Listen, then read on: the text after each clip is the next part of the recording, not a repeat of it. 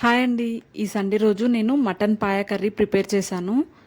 చాలా టేస్టీగా వచ్చింది. మా హస్బెండ్కి అయితే చాలా నచ్చింది. యాక్చువల్గా నేను ఇది ఫస్ట్ టైం ప్రిపేర్ చేశానండి. బట్ కర్రీ మాత్రం సూపర్గా వచ్చింది. కర్రీ సూపర్గా కుదిరితే ఆ హ్యాపీనెస్సే వేరు కదా. ఫస్ట్ నేను కుక్కర్ తీసుకున్నాను.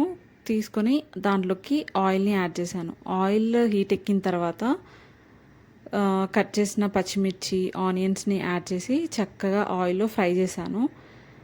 కొద్దిగా అల్లం వెల్లుల్లి పేస్ట్, కొత్తిమీర, పసుపు యాడ్ చేసి ఒకసారి మిక్స్ చేశాను.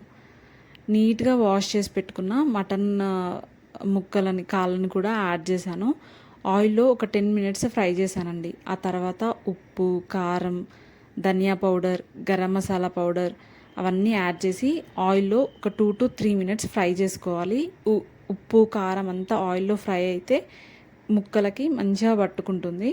సో ఆయిల్లో 2 to 3 మినిట్స్ వరకు ఫ్రై చేసుకోవాలి. ఆ తర్వాత ముందుగా నేను కొద్దిగా చింతపండుని తీసుకొని వాటర్ యాడ్ చేసి నానబెట్టుకున్నాను.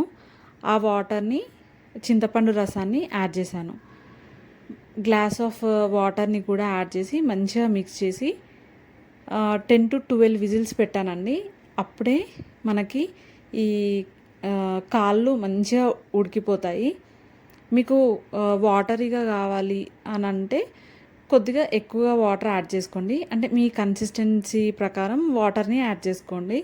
నేను ఇక్కడ ఒక పెద్ద సైజు గ్లాస్ ఆఫ్ వాటర్ని యాడ్ చేశాను. 12 విజిల్స్ పెడితే చక్కగా కర్రీ రెడీ అయిపోయిందండి.